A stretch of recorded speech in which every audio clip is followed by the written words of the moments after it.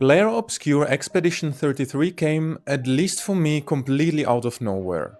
But as quietly as it sneaked in, it screamed that much louder once it arrived.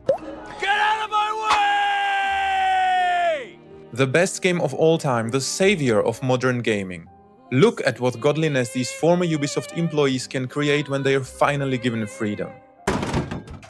What about ton emotional experience with Exipin Stoji? Love it, Guillaume, à l'argent l'espace, No, that is not. with a law of punctuation. I'm currently ending an sell it as a DLC. Well done, Guillaume. I am very happy for all of you who finally got what you've been looking for. But I have a confession to make. One that I was almost afraid to admit. But hey, we don't know each other, so it's fine. I don't like Clair Obscur Expedition 33. You know, my time is valuable, and no, I am not talking about making thousands of dollars per hour. I'm a husband and a dad with a job that runs on very specific working hours. And the time I can spare for my hobbies is extremely limited. That's why I keep a strict list of games I really want to play each year.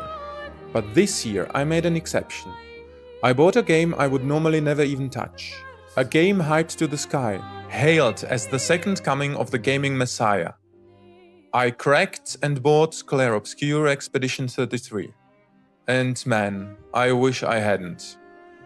Stupid, stupid, stupid, stupid! I'd barely noticed the game before release. I remember reading an article about a new Souls-like in development, because everything has to be a Souls-like today. I pronounce you a Souls-like! And you, and you, and you, and you. Then I saw the words turn-based combat and my interest died instantly. Nope, nope, nope, nope. That's an absolute deal-breaker for me. I've played exactly 2 games with turn-based combat, South Park The Stick of Truth and South Park The Fractured But Whole. I pushed through them only because they were South Park. I loved everything else about them, the story, the humor, but after that I swore never again. So yeah, I had 0 plans to buy Clair Obscur Expedition 33, so I forgot all about it.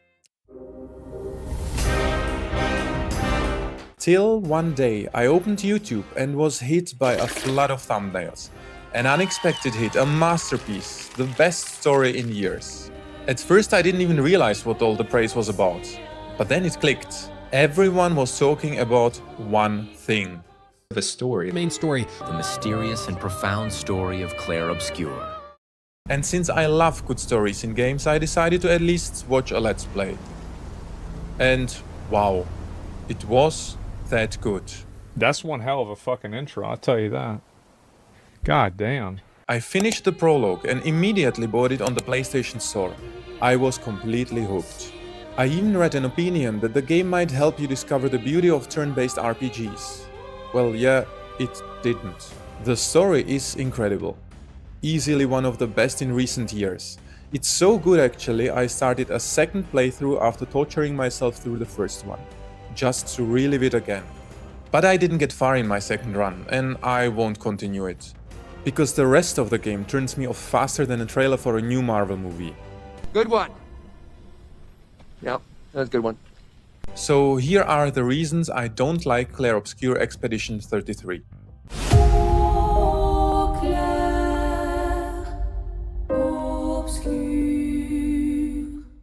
It was the first thing that hit me in the face. The movement. It's just not good. Characters don't walk. They float, and no, I don't mean the one who's actually supposed to float. It feels too light, too artificial. The jump has 0 acceleration and aiming for a precise landing spot. Forget about it. And for some reason, the developers, apparently unaware of this flaw, made platforming a big part of the game. It's like FromSoft's platforming obsession, but instead of one bad level per game, here it's every other area.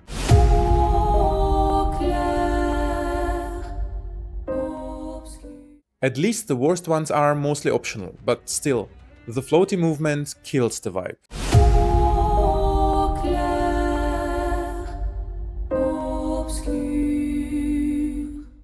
From the underwater levels to caves, forests and meadows. Everything looks bland to me. Every area feels like a theater backdrop. You're just walking across a stage while the background changes. Underwater, rocks, red trees, blue trees, some broken buildings, a few lampposts, supposedly crumbling worlds. But it just feels fake.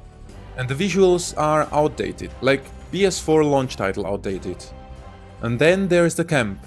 I love the idea of stopping mid-adventure to talk and build relationships, but can we at least have the monolith get closer as the story progresses? I know it's a small thing, but every time I saw the monolith in the same distance, it felt like I'd been reset to square one.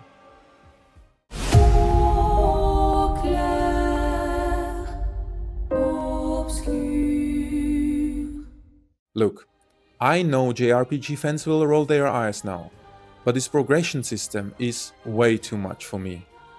You level up your 6 characters soul style. XP, stats, blacksmith upgrades, it's all fine, okay. But then come Pictos and Lumina. I still don't fully get it after 1.5 playthroughs.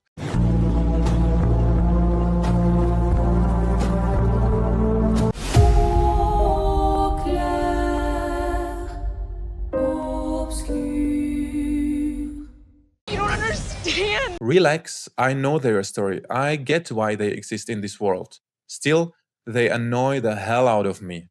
These brush-headed squeaky little rats feel like the devs took Jar Jar Binks' masterclass on how to design a comically annoying non-human character. You said big doo-doo this time. It's 2025. Can we please stop pretending squeaky nonsense is peak comedy? And their village, which you have to visit at least once and could visit again if you hate yourself, might be one of the most mentally exhausting levels I've ever played. I could feel my IQ dropping while being there.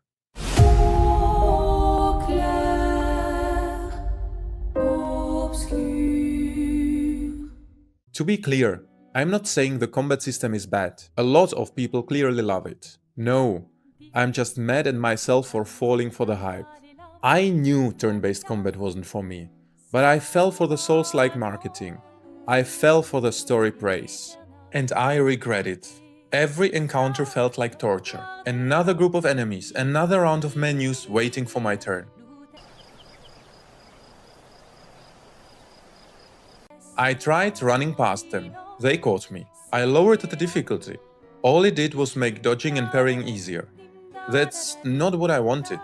I can dodge, I can parry. I've played plenty of Souls-likes.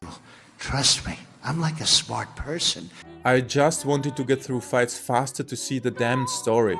But as my grandmother used to say, blind child doesn't have apple juice. I mean, that's a fruit and it's a juice. Experience is the best lesson.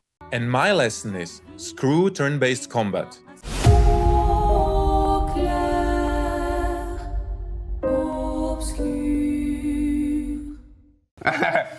Yeah. Those are the reasons I don't enjoy a game that's probably on its way to winning Game of the Year 2025. Although my fingers are still crossed for Kingdom Come Deliverance 2. This isn't a review, more of a confession about giving in to the hype. I didn't crack for Baldur's Gate 3 because I knew it wasn't for me. But Clair Obscur got me. And honestly, I am happy for everyone who loves it. I am glad smaller studios are finally making big heartfelt games instead of corporate factory products. But this one, it just wasn't for me. And that's okay. Next time I'll listen to my gut. So feel free to give the video a like if you agree with me or a dislike if you don't. And let me know in the comments whether your experience with Clair Obscur Expedition 33 was similar or totally different. I will see you in the next one.